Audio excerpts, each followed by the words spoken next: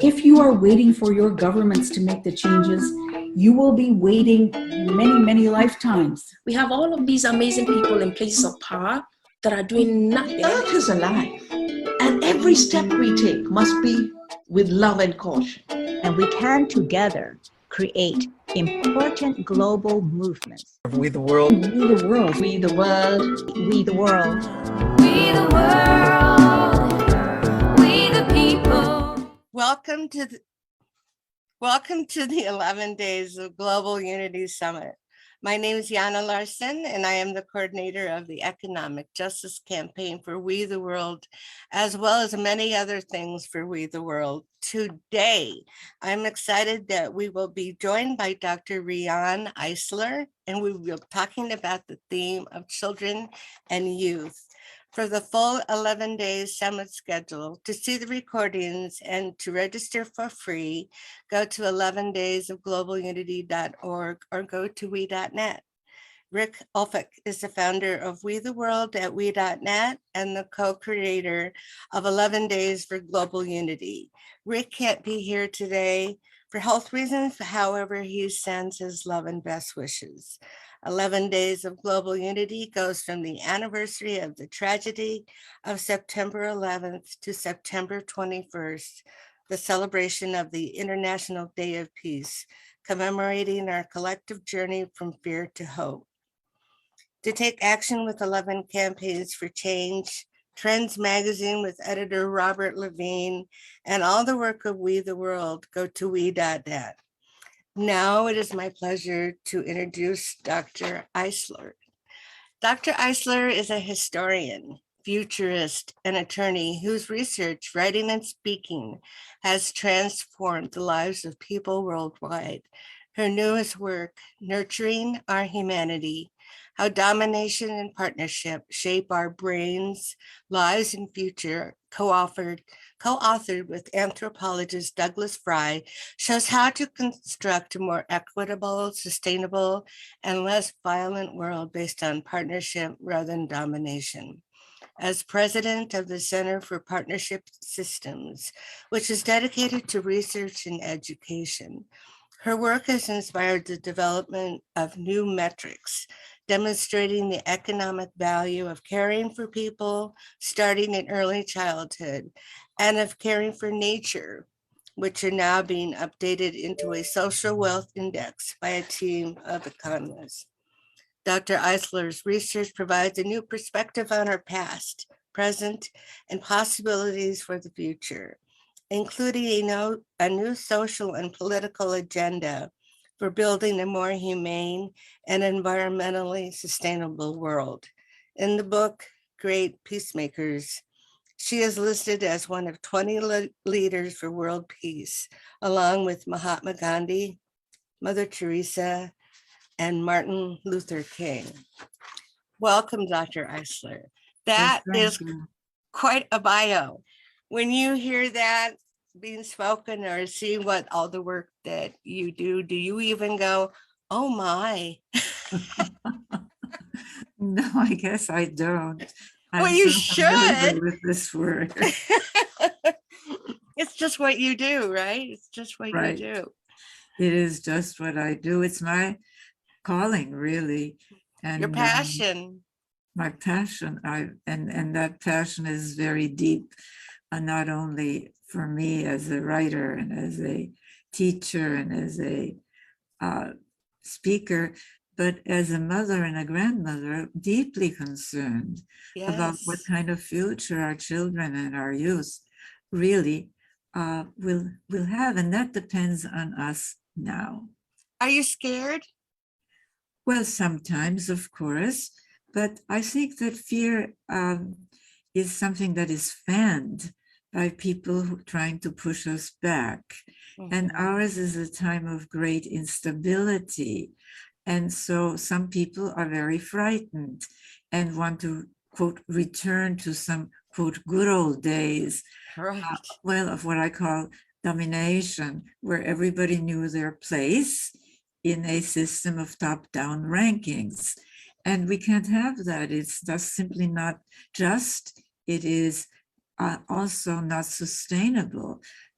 the conquest and domination of nature, which is part of what I call domination systems, is taking us to our species to an evolutionary dead end. So no, I am not scared, but I have a very, very strong commitment. And I invite everyone to join me in to this work of building a better future. When you were a child, what was life like for you? Well, I had a very traumatic childhood, which is actually what my passion is rooted in. I was a child refugee with my parents from the Nazis. You know, the rise of the Nazis, of course, first in Germany and then in my native Austria. I was born in Vienna. From one day to the next, my whole life, my whole world was turned asunder. You know, it all changed from being this cute little kid that people patted on the head to my parents and me being hunted with license to kill just because we were Jews. And it was really only by a hair's breadth that we escaped. But these traumatic experiences, and yes, also growing up, because we were able to get out, obviously, growing up in the industrial slums of Havana with all where I really experienced poverty and observed it all around me. And these tremendous gaps in that time of Batista, etc., between those on top and those on bottom, led me to questions that my work and questions that many children and many grown-ups really, and certainly a lot of young people, youth, are asking, does it have to be this way? When we humans have this enormous capacity for consciousness, for caring, for creativity, why has there been so much insensitivity, cruelty, destructiveness?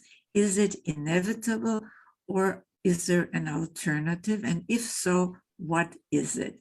And my research years later, multidisciplinary, cross-cultural, transhistorical research, the answer is a resounding yes, that there is an alternative, but we can't see it through the conventional lenses that we have been taught to use to see, quote, reality. And that really led to my work and the book that I'm best known for, which is something of a classic by now, is The Chalice and the Blade. And the Blade, yes. Yes, Our History, Our Future, which is the first book for a general readership, really introducing what I call the partnership domination social scale. And that is really a long answer to your question about my childhood. Well, that's what I was getting at. And at some point, fleeing to safety, living in poverty, at some point, somehow you were able to move on, get an education, and develop your research. How did that happen? I mean, with such trauma, most would, you know, and yet you didn't. Well, I did for a while, actually. And that is really how we cope with trauma. And what I call domination systems are really trauma factories, starting quite early in families, certainly through war, through having to flee. I mean, all of these things through economics. I mean, this is, you know, a subsection of social and economic justice. And I wrote a book about that, by the way, called The Real Wealth of Nations. And the subtitle, at the time that it first came out, all my books really are way ahead of their time. But when this book first came out, the subtitle, which is Creating a Caring Economics, I mean, just putting caring and economics in the same sentence was a big deal. Today, Exactly. we are talking about caring, at least that. But notice that the part from Biden's bill that was cut out was caring for people, caring for children, caring for youth, childcare, paid parental leave. We have to really change, go beyond both capitalism and socialism. I mean, yes, we need markets. We don't happen to have a free one, and we certainly need enlightened government policies. But what we need is to move to an economic system, well, what I call a caring economics of partnerism, where the goal is what it should be, caring for people starting at birth and caring for our natural life support systems. And I invite everyone to really read that book, because it is a blueprint, really. Well, Archbishop Desmond Tutu called it a blueprint for the better world we have been so urgently seeking. Yes. So I hadn't told you this question when we were talking before, but as a woman and as a mother who was a stay-at-home mom, I had been working in the system so that I could be putting money into Social Security. And then for years, I've been home caring for my children. And then I go back into the system when my youngest is in first grade. Now that I'm collecting Social Security, I have very few years in the system, and yet I raised two children to be contributing members of society. And that is, I mean, no dollar amount is associated with that, those years that I spent 24/7 caring for my children. And then again, with this pandemic, women are hard, as a segment of the population, are hard hit because they can't afford to pay for childcare. They can't go to work. They're there to take care of the children. And it just perpetuates a system where women's being a mother, being a caretaker and nurturer, whether it's the house husband or the, housewife, taking care of the children, and it's still messed up.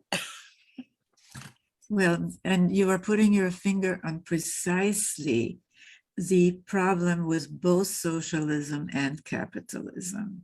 Mhm. I mean, for one thing, if we really think about it, which for some reason people don't, both socialist and capitalist theory came out of the 1700s and 1800s, very early industrial times, and we're now in the 21st century post-industrial age. So they're antiquated economic operating systems.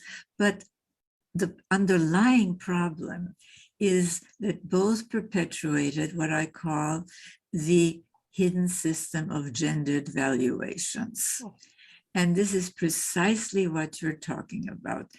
First of all, for both Smith and Marx, there is nothing in their series about caring for our natural life support systems. For both, nature is there just to be exploited. And as for the work of caring for people, children in families, caring for children, caring for the aged, caring for the ill, caring for everybody, keeping a clean and healthy home environment, which of course translates into keeping a clean and healthy planetary environment. Exactly. That work, according to both of them, was to be done for free by a woman in a male-controlled household. So much so, because I also, as you said, am an attorney, so I know my laws and my legal history. Even as late as when Marx wrote in the 19th century, in the 1800s, a wife, and most women were wives, could not sue for injuries that were negligently inflicted on her. Only her husband could for loss of her services. Now, fast forward to GDP, and that does not include. We live in a monetized world, and it's very well to say, well, that work should be done out of love and for free. I mean, that's great for people who don't do it, but the fact of the matter is that the mass of the world's poor and the poorest of the poor are women and children. And what you just said, in the United States, according to statistics, government statistics, women over the age of 65 are twice as likely to live in poverty as men of the same age. And it's not only because of, discrimination in jobs, it's precisely because most of these women are or were either full-time or part-time caregivers, and we don't get social. Now, this can be fixed. You understand? I mean, this is a choice. And we at the Center for Partnership Systems are working on a very important intervention, new metrics, because we measure what we value and we value what we measure. And these social wealth indicators, we launched the first iteration back in 2014. They show the economic value of the work of caring for people, starting at birth and caring for our natural life support systems. This value is huge in our post-industrial era, when even economists who live in some alternate reality That's on my tower somewhere. somewhere really, even they tell us that this is an era when the most important capital is what they like to call high quality human capital. Well, we know from nothing less than neuroscience whether or not people grow up to be caring, to be creative, to not just be able to follow rules and to give or take orders, whether they're resilient, largely hinges on the quality of care and education they receive, especially in their first 5 years. And yet policymakers, I mean, are they that ignorant? It's really hard to tell, but what we need is a public information campaign to show the value. And yes, we need what we call, there are 52 social wealth economic indicators, which is obviously too many. So we have a team of economists now, and we really invite you to find out about this at centerforpartnership.org. And yes, to support this work, to condense, they're working to condense and update these indicators into an index, just 1 or 2 numbers, okay? But they will show, well, look, one of the things we found, for example, is that among so-called developed nations, the United States invests the least of any such nation in family support. And not coincidentally, because you really have to connect the dots, we have the highest infant mortality rate, the highest child poverty rate, the highest maternal mortality rate. I mean, these are not accidents. These are the result of a completely flawed economic system, which does not value what is really the most essential human work, caring for people, starting at birth and caring for our natural life support system. I have quite a few viewpoints on that I probably shouldn't get in today, but with the political agenda such as it is, and certain laws that are being put in place by certain parties and such, it's amazing. Well, I for one am going to definitely pay attention to your center and get involved as I can, because I'm a perfect guinea pig to study for this whole thing. Add to that divorce and not being able to afford a lawyer while he could, and I get nothing. But you know what? I get freedom as another thing that can't be measured and allows me to go forward. Well, this is very fascinating. And yes, children today. So I shared with you one of my questions about when I was a child of the 50s, 60s, and 70s, and what I remember. Um, well, I should add, I remember President Kennedy being shot, and I was too young to understand. I remember I couldn't watch cartoons, and I remember my dad was an aerospace scientist, so of course he got us all up to watch Neil Armstrong watch on the moon, and Watergate. I was in high school, so I kind of understood that, and I remember we finally got a color TV, so it looked more interesting somehow than on black and white, and Nixon's resignation, Vietnam War, guys who were a little older than I were being drafted and going. So that's what I saw. But I had the advantage of growing up in an affluent area and in Boulder, Colorado, and not being too horribly affected by anything. I didn't get everything I wanted, but I had everything I needed, in addition to a college education that I didn't have to worry about. And now with everything the way it is, with all the unrest and uncertainty and what's going on in the Ukraine, and as it's climate warming, and thinking about what's happening with that nuclear power plant over there and what that's going to mean, if kids are the least bit aware today, is their perspective, do you think, is this kind of like, well, that's what I've grown up with, so yeah, they just take it in stride? Or what is the neuroscience showing about how they're coping or not coping, how they're, just all those questions that I can't list all the, the jargon, but I can empathize, with how it must be.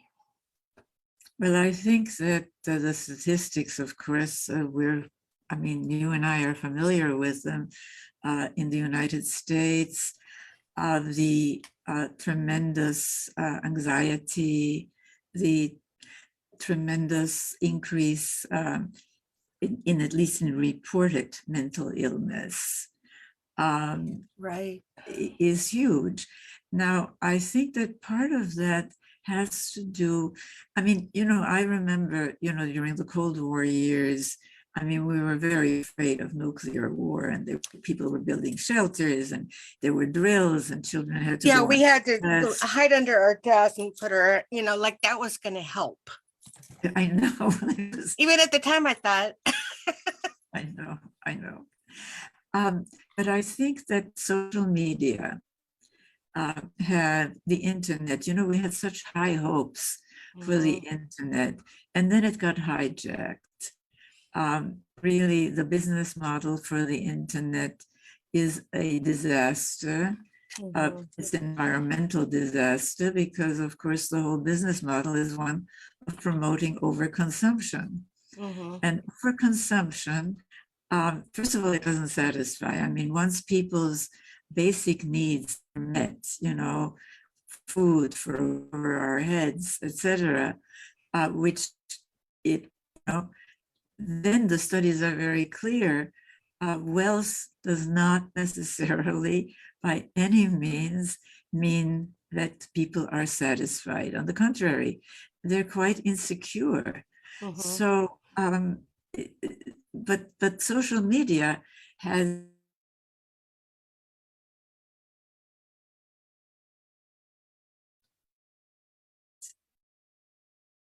Are you back?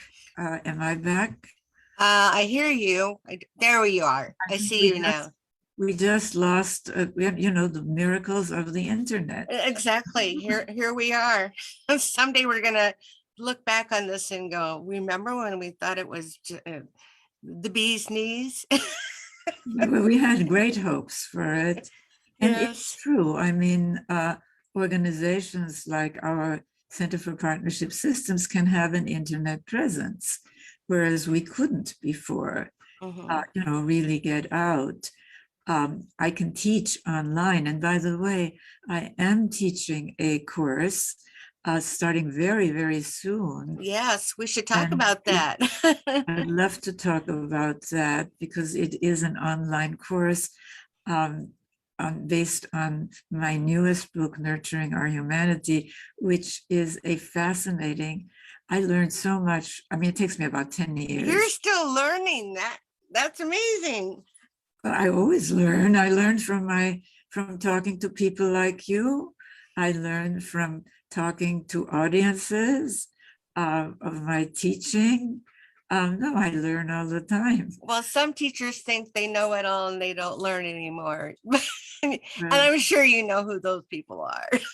yes, well, there are people who are sure that they have a direct line to the ultimate truth. Oh, well, of course. Um, Yes. And it doesn't happen that way. No. But I think that one of the disasters for young people has been social media, and Mhm. that has exacerbated so many of these problems, so many of these anxieties, so many of these mental disorders, the habit of comparing yourself. Especially with others. girls to other girls. I mean, I remember when it was the 17 magazine, I thought, how can she be so skinny? And I didn't know about, that was terrible. I remember that. So I stopped looking at those magazines. Well, there's such a thing as the editing and the airbrushing and Yeah, well, I mean, and there's also such a thing as anorexia and bulimia. right. Yes, And, yes, I yes. mean, but look, I mean, we have to really change our. If you ask people, most young people as well as most old people, there is a human yearning for caring connection. Mhm. And domination, what I call domination systems, get in the way of that at every turn. In families, caring and coercion, there's a confluence of those.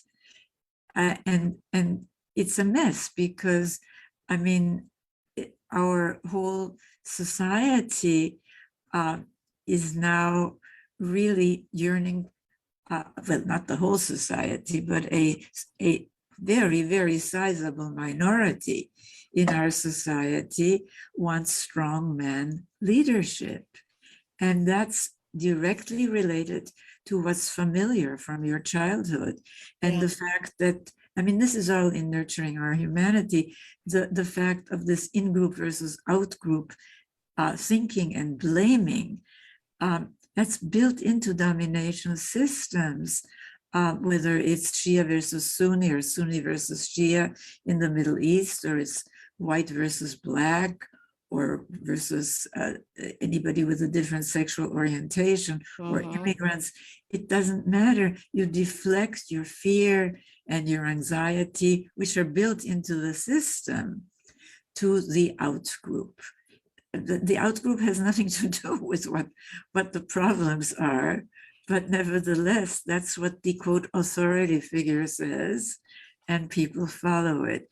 So we have a lot of work to do, but the thing that my work is not just deconstruction, it's reconstruction. Yes. And this is what I am focused on, is what Looking are the forward. foundations that we need to build so that we can really move to a more just, more caring, more sustainable way of living and making a living. That's exactly the view of Poor People's Campaign. Dr. William Barber and Reverend Dr. also Liz Theo Harris.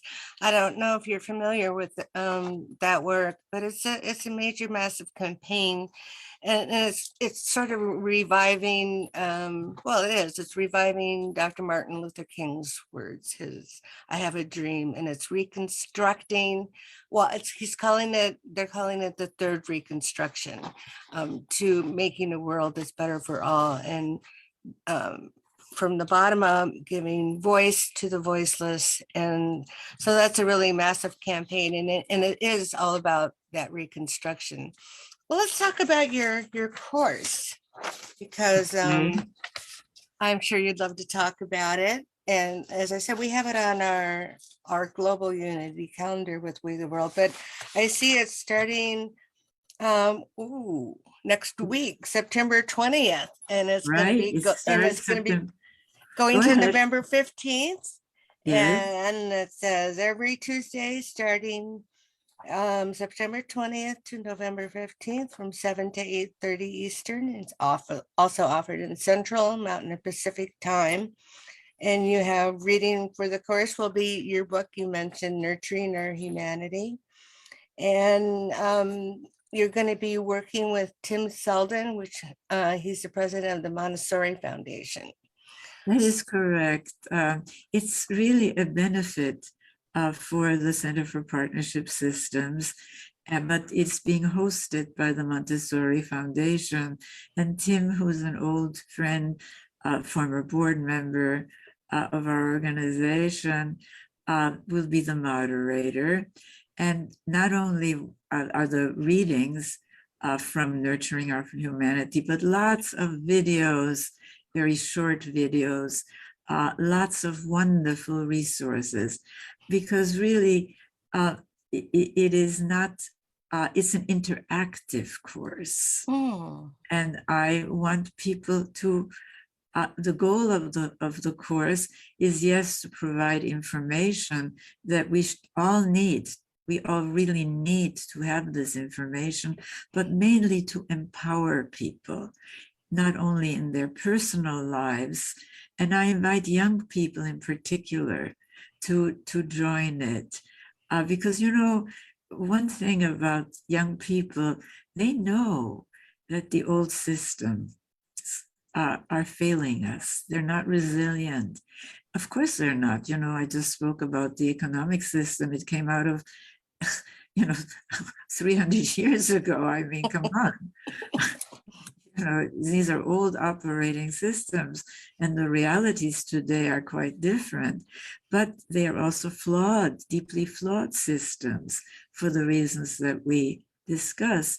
But there can be shifts. We can change things, and it starts with changing our own consciousness, with educating ourselves. Keeping the good, getting rid of the rest, and building on the good with new ideas. Absolutely, Anna. And that is really what this work is about, the work of shifting, leaving behind the domination elements, whether it's domination economics, because it isn't socialism versus capitalism. I mean, both turned into top-down systems, for goodness sakes. Trickle down never worked.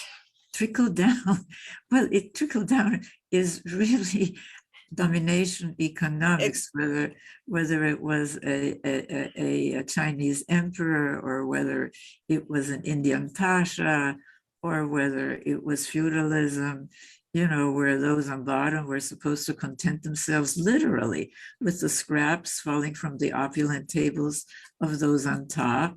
I've gotten a recent fascination with watching movies that take you know, happen in the medieval times. And I just, you know, with the serfs, you know, they're struggling, they're toothless, they don't have wood for their fire, they're eating scraps, their children are all forlorn and ragged.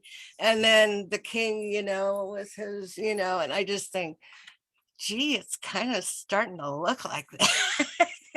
Well, we're in the midst of a massive regression to the domination side of the social partnership domination social scale.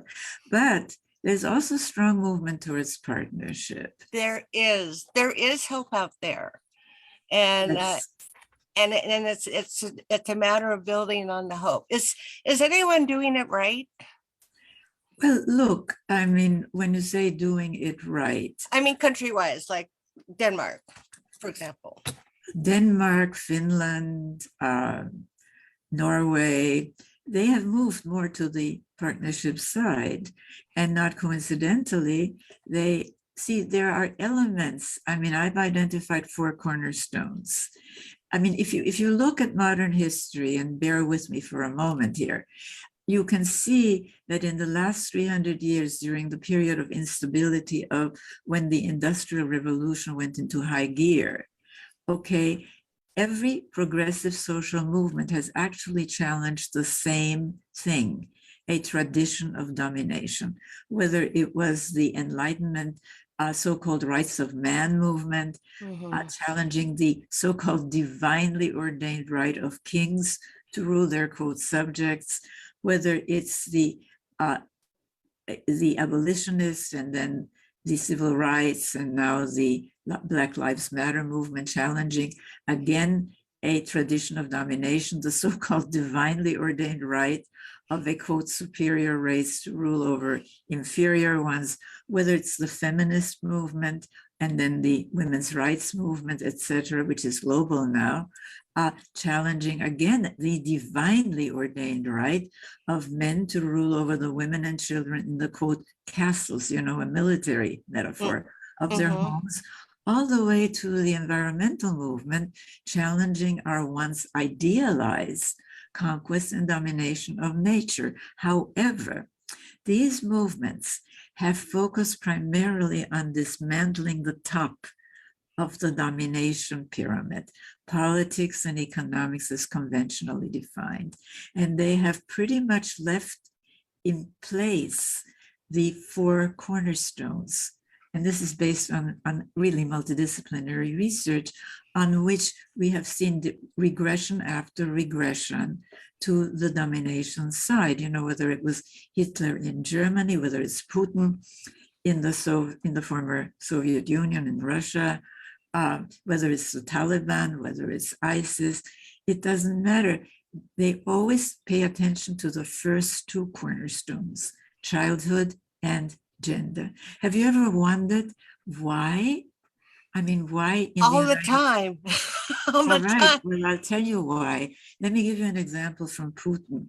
In 2018, Putin radically decreased the penalty for family violence, so that today, if you hurt or kill a child or a woman in your family, the penalty is much lower than if you hurt or kill a stranger, which of course makes absolutely no sense, but it makes a lot of sense in terms of the connection between the highly punitive, rigidly male-dominated authoritarian family. The devaluation of woman and child, dehumanization. Right. And the having a highly punitive, rigidly male-dominated authoritarian state. And white male. Gets it. Putin gets it. The people in the United States pushing us back get it. Since they first came together around a quote women's issue, the defeat of the Equal Rights Amendment, a simple amendment that would simply have prohibited the federal government or any state. Because they felt threatened. On the basis of sex. But remember, their so-called social issues focus on children, family, and gender. This is not coincidental. No. And we progressives have to pay attention, much more attention, to gender and childhood. Then there's economics, and I've already spoken about that. We need to move to a new economics, and there's movement in that direction, but it is facing enormous backlash and regression. We need to move to a caring economics of partnerism. And then there is story and language. They're brilliant at language. I mean, they've taken over family, and we've let them. Taken over morality. We have to get these back. Exactly. Dr. Marty Casey, do you know of Dr. Marty Casey? No.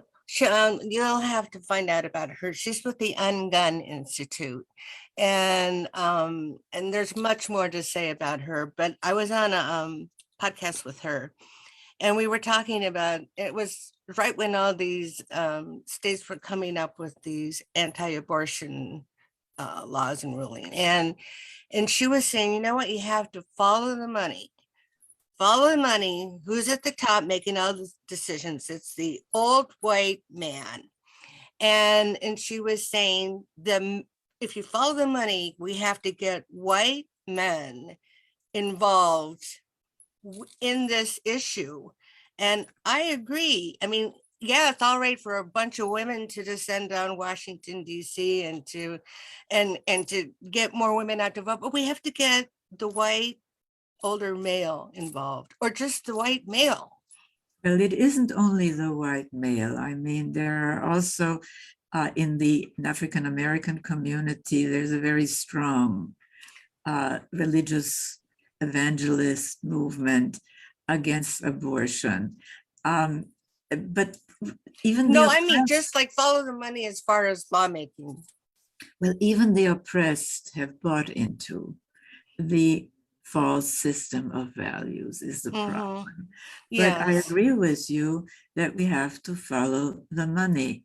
But economics. it isn't only the money. It Right. is the family structure. It is, I mean, in nurturing our humanity, I really talk about the findings. For example, people who voted for Trump. There are two very important studies that we need to understand. It wasn't that they felt economically deprived. A lot of these people didn't. But if you look at the four cornerstones, in terms of gender, they shared a horror of so-called uppity women. They were really stuck in the rigid gender stereotypes that Trump promoted, you know, but also in terms of parenting, they were not interested in fostering curiosity, in fostering independent thinking. No, their primary concern was really conformity. Now, these are empirical studies of people. In other words, they were really captives of what I call the domination trance. And the domination trends can perpetuate misinformation and alternative facts because it's a very willing audience to not display any signs of curiosity or, you know, questioning if they go along with those cornerstones. And then there's the whole concept of family.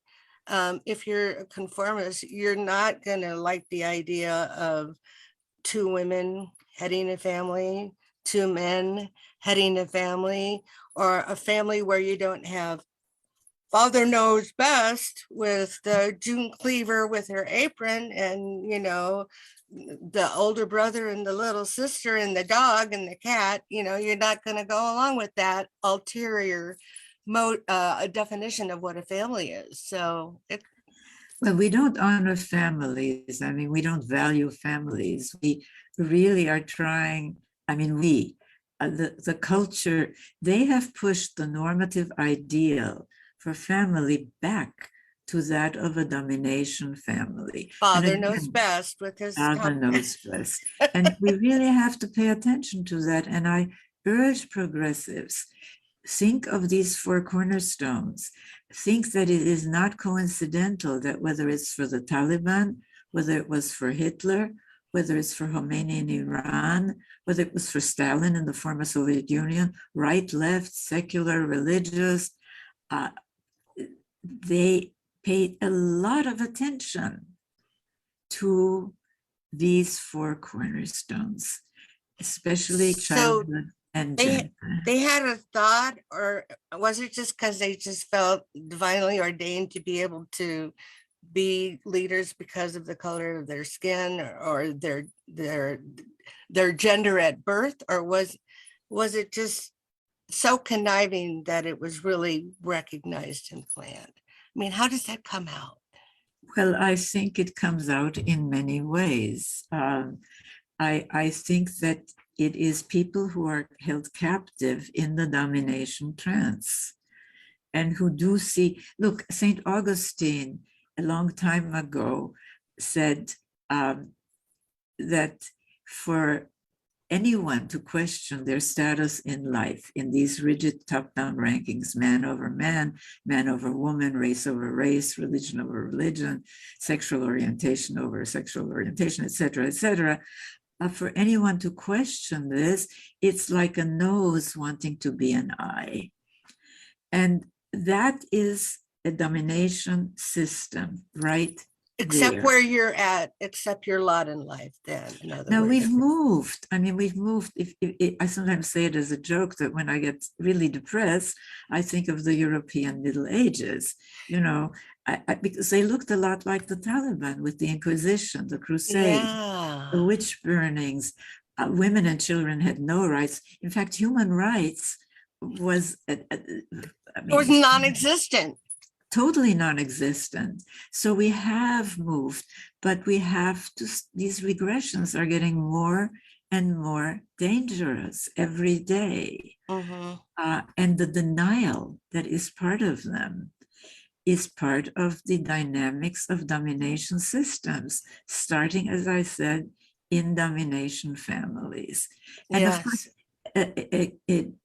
domination economics create artificial scarcities.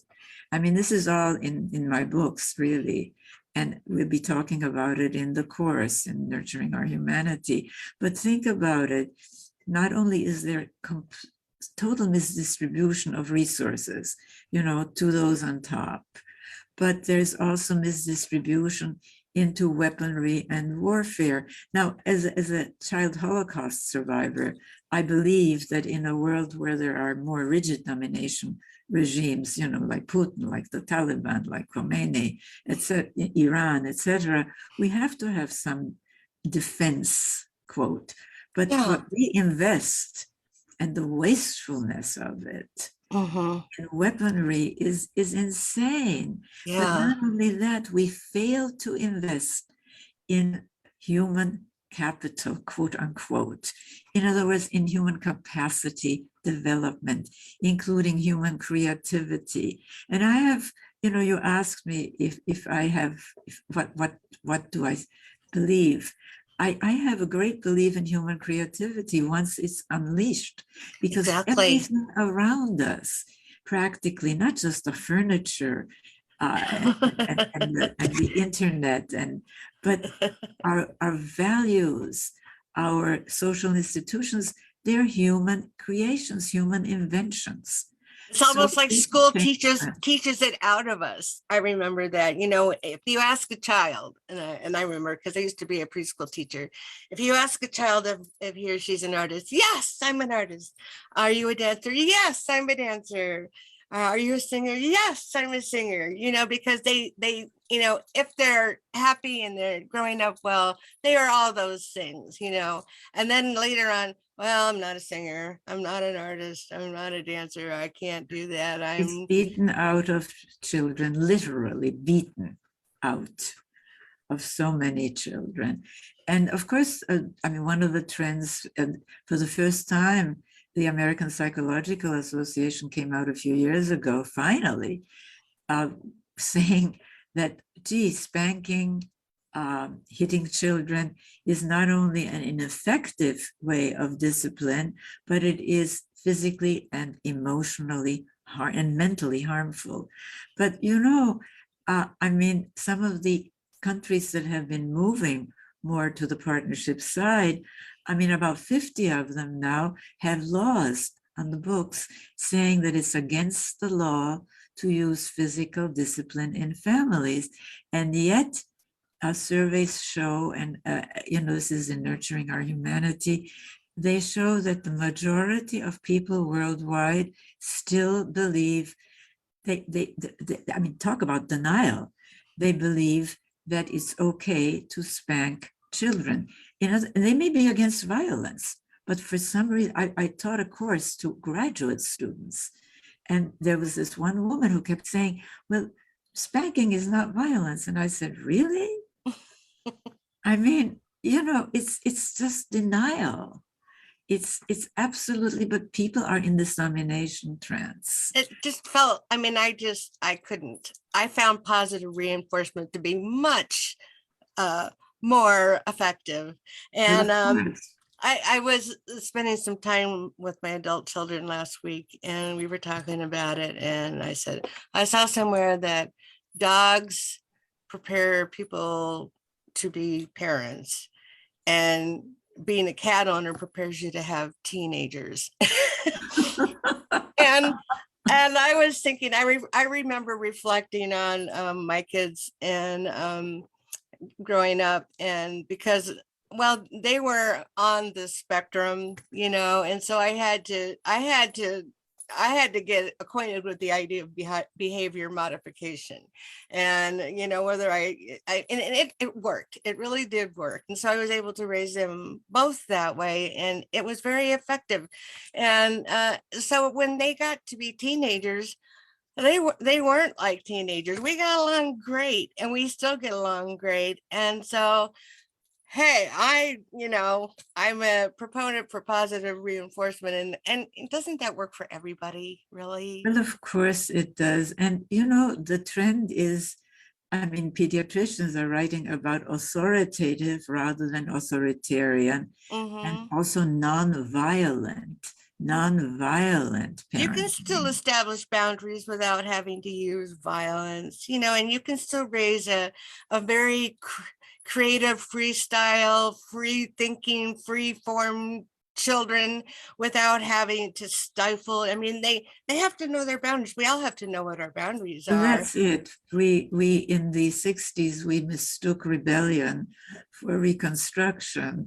So, I mean, I am encouraged by these partnership trends, but even though we read more in the media about children, about young people, about women, about gender, gender fluidity, et cetera,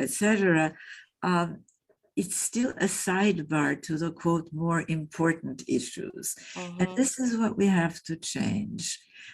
This is why this research is so important.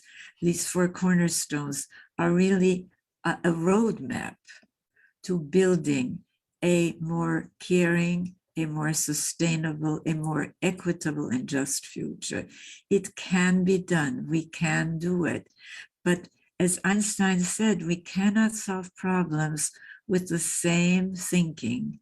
That's insanity. So we have to change our paradigm. We have to change our worldview, leave behind right, left, religious, secular, Eastern, Western, capitalist, socialist. For one thing, there have been terrible, repressive, violent regimes in every one of these categories. So none of us tell us what we have to build. But for another, think about it. They marginalize or ignore nothing less than the majority of humanity, women and children. And we have to stop this. We need systems, approaches that are holistic. And I guess this is what this work is about, is to change first our consciousness, because consciousness leads to different behavior. Different actions lead to changes. Then the consciousness again can go up and up and up. And we really can make the changes that we need to make so that we not have a perfect society, but at least a society that is more just, more sustainable. And I should add, for those of you who are familiar with The Chalice and the Blade, with Sacred Pleasure, with some of my earlier books, and also this information is in Nurturing Our Humanity, we now know that we have been told false stories about human culture. We know that for millennia, for millions of years, in gathering hunting societies and foraging societies, we lived in more partnership-oriented societies, more equitable, more gender balanced, less violence. In fact, we know from archaeology that warfare is at most 5 to 10,000 years old. Now it's up to us to change that story, because think of the caveman cartoon, in one hand, he's got a club, a weapon, other hand, he's dragging a woman by the hair. So what's the message?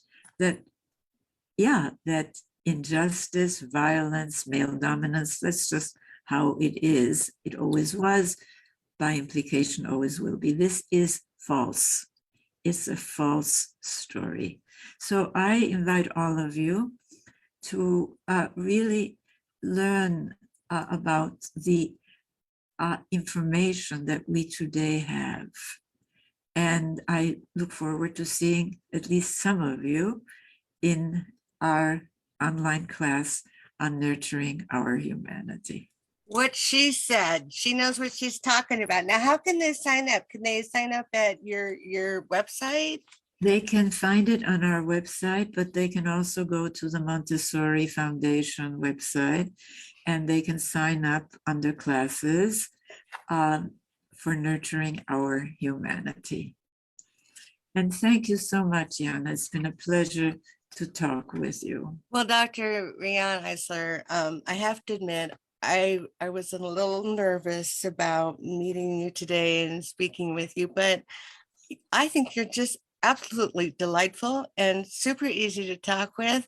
And I want to know more, so I'm going to find out more. So thank you so much for being here. So here's the part where I hold up 3 fingers, and you can too, Dr. Riane, if you would like. It's looks like the Girl Scout promise. Hold up, but then you turn it down and you say, let's go from a me society to a we society, the we consciousness that I Rick like promotes with 11 Days of Global Unity. So together we can create a world that works for all. And go to we.net to get involved. And please look up Dr. Riane Eisler's information for her books and upcoming classes. Thank you so much. Much love to you.